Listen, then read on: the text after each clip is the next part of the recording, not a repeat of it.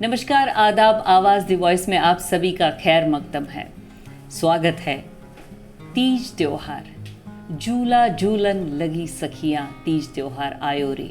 जी हाँ, तीज त्योहार एक लेडीज़ का ऐसा त्योहार है हमारे हिंदुस्तान में, जब लेडीज़ सजती हैं, संवरती हैं, सोलह सिंगार करती हैं।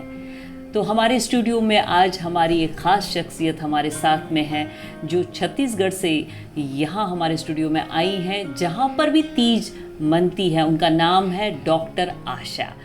डॉक्टर आशा जी, आपका बहुत बहुत स्वागत है हमारे स्टूडियो में। जी नमस्कार। और तीज की बहुत बहुत शुभकामनाएं आपको भी और देश भर की सभी महिलाओं को तीज की, आने वाले तीज पर्व की शुभकामनाएं मेरी तरफ से। जी, आवाज़ द वॉइस की तरफ से भी तीज की बहुत बहुत शुभकामनाएं।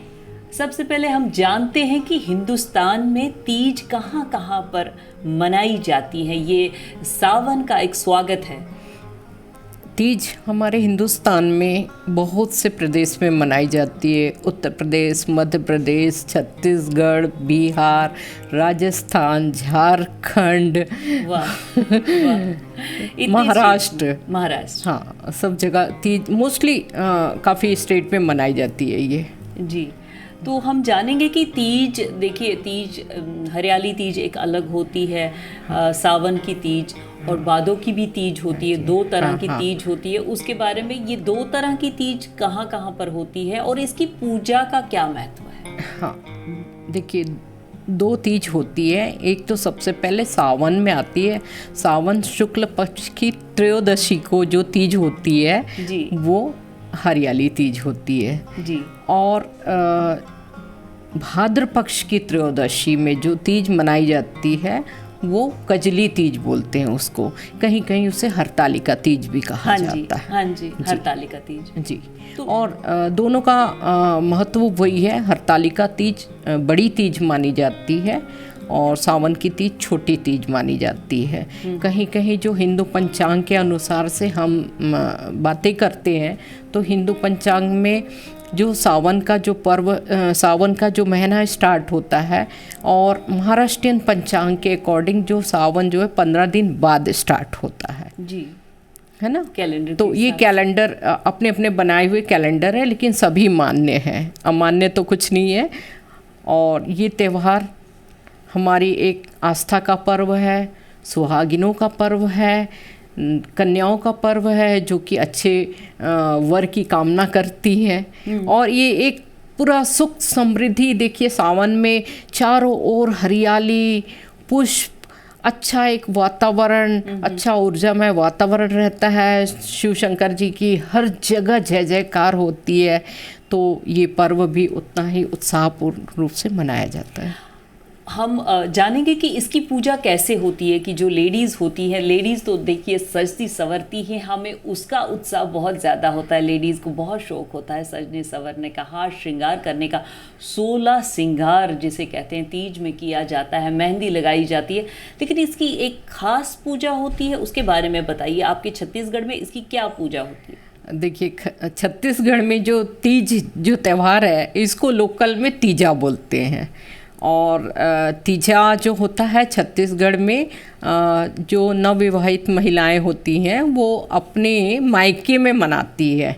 ससुराल में जब वे रहती हैं तो उनका भाई उनको लेने आता है, ये एक परंपरा है, और भाई लेकर जाता है। न्यूली मैरिड के लिए, सिर्फ न्यूली मैरिड के लिए भी है, और जब तक कि उनकी शादी चलती है तब तक की ये है। और कुछ जगह में तो सपोज मान लीजिए कि हस्बैंड ना भी रहे तो भी तीजा नहीं छूटता, ऐसा भी माना जाता है। क्योंकि बेसिकली इसमें तो भगवान शिव शंकर की पूजा की जाती है, सो तो कभी भी की जा सकती है। लेकिन मुख्य पर्व ये है, ये सुहागिन महिलाओं के लिए है, कुंवारी कन्याओं का है, जो कि एक अच्छे वर की कामना करती हैं। और जो मैरिड वुमेन है ना, नववधू है, विवाहिता है, हाँ, वो लोग अपने पति की लंबी उम्र की कामना, सुख समृद्धि की कामना, उनका घर संसार हरा भरा वैभव युक्त रहे, इसलिए करती है। तो पूजा का नियम क्या है? देखिए पूजा का मैं आप छत्तीसगढ़ के अकॉर्डिंग यदि पूछ रहे हैं मुझे, तो छत्तीसगढ़ में ये जो त्यौहार होता है ये कड़वा खाकर रहता है, कड़ू भात बोलते हैं जिसको। तो कड़ू भात में करेले की सब्जी और चावल खाया जाता है। जब जो महिलाएं हैं अपने उसी दिन या नहीं, उसके एक दिन पहले महिलाएं अपने मायके में 2 दिन पहले चली जाती हैं और एक दिन सभी के घरों में जो चिर परिचित के लोग हैं, रिश्तेदार हैं, सखियां सहेलियां हैं, उनके घर में जाके सबके घर में थोड़ा थोड़ा कड़ू भात खाती हैं। अच्छा। और कड़ू भात खाने के बाद में जब 12 बजे रात्रि के बाद फिर ये जल भी ग्रहण नहीं करती हैं और पूरा व्रत निर्जला रखती हैं। निर्जला व्रत अगली रात के 12 बजे तक जब तीज होती है। जी। तो ये जो आपने कड़ू बात कहा कि वो हम अपने मैके जाती हैं, न्यूली वेड हो कपल, मतलब लेडीज ही सिर्फ जाती हैं। हाँ, लेडीज को ही ले जाता तो है। हम और जानेंगे कि जो पूजा की विधि है, अभी तो बोला कि एक दिन पहले ही शुरुआत होती है कि कड़ू भात खाया जाता है, फिर अगले दिन हार श्रृंगार करके पूजा की विधि क्या होती है अपने मैके में रहकर? देखिए सुबह जो महिलाएं होती हैं वो स्नान वगैरह करके सब मिल करके सबसे पहले ये अपने घर के सामने या उनके जो क्षेत्र में रहती है वहाँ कोई नदी रहती है या कोई ऐसा स्थान जहाँ से वो वहाँ की मिट्टी या रेत इकट्ठा करके लेकर आती है। पूरा सज सवर के? हाँ जी, पूरा सज सवर के लेकर आती हैं और उसके बाद में उसे शिवलिंग का रूप दिया जाता है। उसको बहुत अच्छे से सजाया संवारा जाता है। कई जगह उसके ऊपर में भी फूलों का बहुत सुंदर सा एक डेकोरम बना के उसको कुछ उसको फुलेरा कहा जाता है, वो बनाया जाता है शिवलिंग के ऊपर में।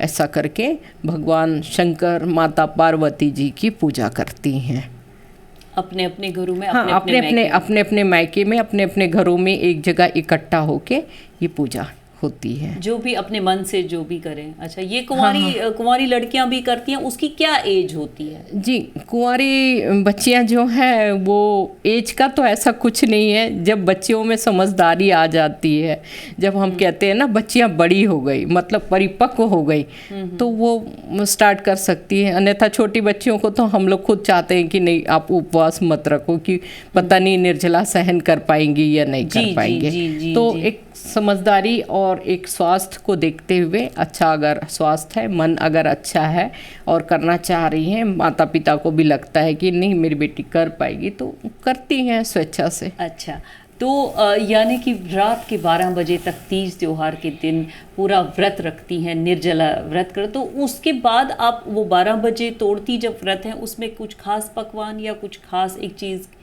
से व्रत तोड़ा जाता है? ये पूजा जो है ये चारों प्रहर चलती है और रात्रि के समय गीत भजन महिलाएं गाती हैं। 12 बजे जब आप व्रत तोड़ती हैं? नहीं, 12 बजे रात को व्रत नहीं तोड़ा जाता है। व्रत जो है, जैसे मान लीजिए आज हमने 12 बजे के बाद से हमने रात्रि से भोजन पानी भी जल ग्रहण नहीं करना है, तो नेक्स्ट 12 बजे तक, उसी दिन की मैं बात कर रही हूँ। हाँ, जिस दिन हरियाली तीज है उस दिन रात के 12 बजे आप कैसे व्रत तोड़ती हैं? नहीं, अगर किसी को नहीं बर्दाश्त होता है तो वो जल और फल ले सकते हैं। जनरली होता यह है कि नेक्स्ट डे मॉर्निंग तक की त्रयोदशी की तिथि मानी जाती है। 12 बजे भी नहीं तोड़ती हैं। किसी को नहीं सहना तो वो तोड़ सकता है, ऐसा कुछ नहीं है, लेकिन नेक्स्ट डे मॉर्निंग तक त्रयोदशी की तिथि रहती है। तो ये जितना भी ये जितना भी इन्होंने पूजा वगैरह सब किया है, पूजन सामग्री लेके वहाँ पर अपना मंदिर जाती हैं, भगवान को प्रसाद चढ़ाती हैं, सब घर परिवार वालों के लिए। हाँ, रात को जो बनाया जाता है मिठाई पकवान, जो खुरमी ठेठरी जो भी जो अपने अपने पसंद के अनुसार से बनाती हैं, वो सब भगवान शिव और माता पार्वती को समर्पित करते हुए सारे घर के लोगों के साथ बैठ के नारियल प्रसाद वगैरह ग्रहण करते हुए ये व्रत का पारण करती है। व्रत की बात चल रही थी तो हम जानेंगे कि भगवान शंकर जी, माता पार्वती जी और गणेश भगवान जी को पूरे परिवार को मान करके इस सावन में अलग अलग जगहों पर अलग अलग तरह इस सावन को मनाया जाता है। त्योहार तो एक नाम दिया जाता है, तीज है। कश्मीर की बात करें, वहाँ अमरनाथ यात्रा मनाई जाती है। महाराष्ट्र का जैसे आपने कहा कि अलग तरह से तीज मनाया जाता है। हमारे राजस्थान में हिंदुस्तान के अलग तरह के तीज झूले पड़ते हैं, सावन के झूले हाँ, लगते हैं, सावन के गीत गाए जाते हैं। सावन के झूले हर जगह, प्राय हर स्टेट में, प्रदेश में पड़ते हैं और इसे महिलाएं काफ़ी एंजॉय भी करती हैं। कुछ जगह तो ग्रीन डे के रूप में भी इसे मनाया जाता है। पूरी हरी साड़ियाँ, हरा मेकअप करके वो ये झूले का त्योहार, बहुत शौक होता है। चूड़ियाँ, 16 श्रृंगार कॉन्टेस्ट, बहुत तरह तरह के इसमें गेम्स वगैरह करते हुए, तीज क्वीन भी होता है। हाँ, तीज क्वीन भी होते हैं। तो ये तो हमारे यहाँ जो शहर है वहाँ पे तीज क्वीन इस तरह मनाया जाता है कि एक मतलब सुंदरता से रिलेटेड, और सुंदर मन, सुंदर तन, सजना सवरना जिसे हम कहते हैं, मेहंदी का बहुत महत्व है। हाँ, मेहंदी का क्या महत्व है? मेहंदी, देखिए, मेहंदी तो सुहाग का प्रतीक है और मेहंदी और सिंदूर सुहाग का प्रतीक है। पूरा 16 श्रृंगार सुहाग का प्रतीक है। मेहंदी इसलिए लगाते हैं कि माना जाता है कि जितनी अच्छी मेहंदी रचेगी उतना उसका प्रेम बढ़ेगा, उतना उसको पति प्रेम करता रहेगा। तो मेहंदी की परंपरा तो बहुत ही महत्वपूर्ण है।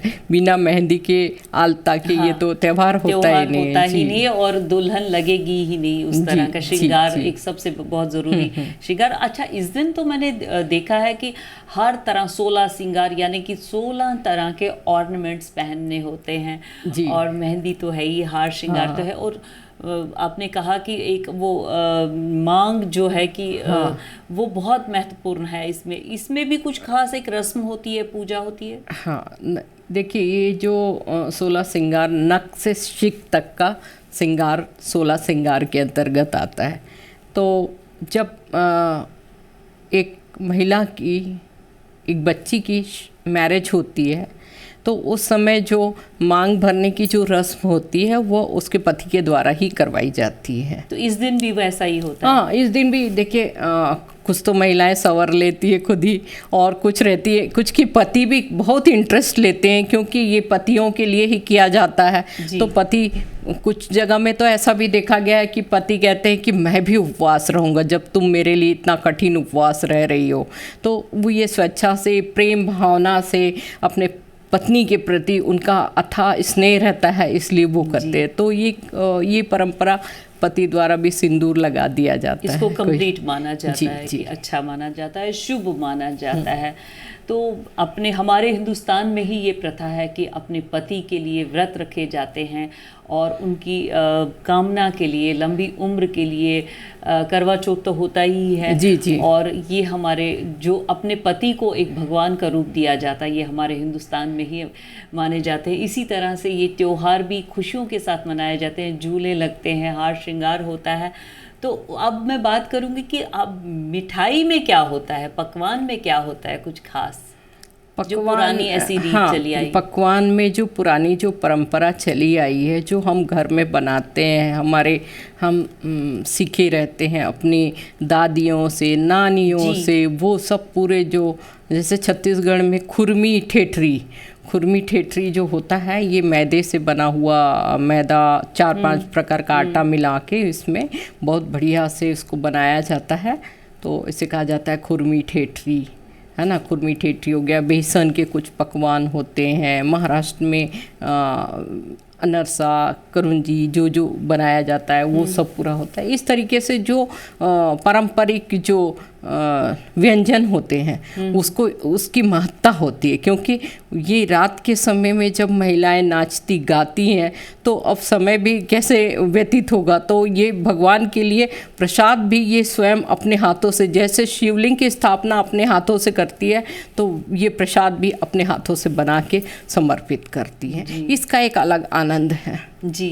अब वैसे भी देखिए, जो मार्केट से आप लेकर आते हैं तो उसमें वो मज़ा नहीं है जो हम बोलते हैं मेरी दादी ने सिखाया, मेरी नानी ने सिखाया, इतना अच्छा ये पकवान है। और ये पूजा में चढ़ता है, पूजा में चढ़ता है ताकि शुद्धता बिल्कुल, बनी रहे। सफाई, साफ सफाई से बनाया जाता है। और बिल्कुल, और एक मन का जो भाव होता है ना, भाव वो उसमें मिला होता हाँ, है, ये प्यार मिला पकवान, ये होता है। पकवान नहीं होता, ये प्रसाद प्रसाद होता है। हाँ जी, जैसे भाव हम होता है। पूजा के समय, जैसे मान लीजिए सत्यनारायण की पूजा करते हैं, तो हम जो वो प्रसाद बनाते हैं ना, तो उस प्रसाद को आप खाएंगे तो उसका स्वाद बहुत अच्छा होता है। तो ये रात ऐसे को ही होता है। गीत गाए जाते हैं, कुछ 1-2 लाइंस हो जाए गीत की, वहाँ की।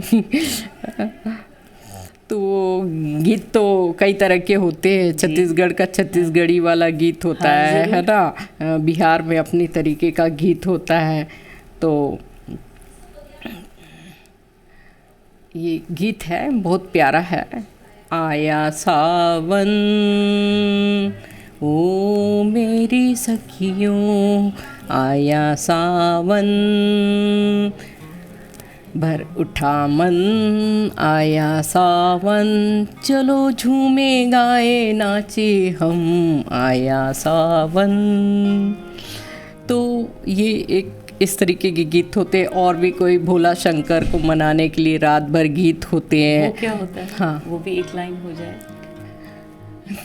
तो भोलेनाथ का तो कई तरीके से है, तो हम उसमें लेते हैं हमारे छत्तीसगढ़ी में, हमर भोला बाबा हमरे नज़र में, हमरा भोला बाबा हमरे नज़र में।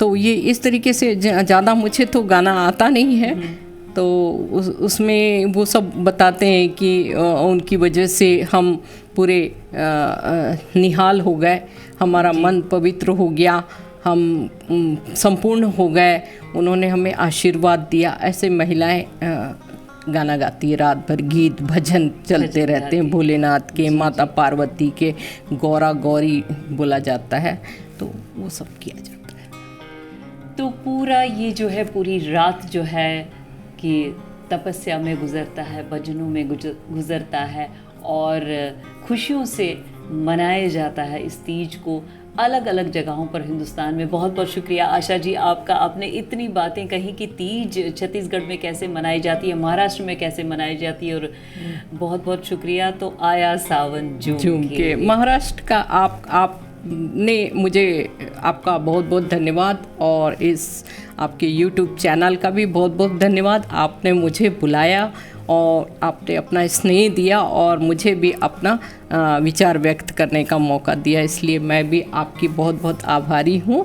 और बहुत बहुत तीज चलते बहुत चलते जी, आपको भी तीज की बहुत बहुत शुभकामनाएं। पुनः मैं देश भर की महिलाओं को तीजा पर्व, तीज की शुभकामनाएं देती हूँ। बहुत सुंदर से आप आने वाली तीज को मनाएं, और आपके सम्मुख मेरी ऐसी कामना है कि हर समय आपके सम्मुख सौंदर्य, हरियाली, सुख समृद्धि बनी रहे।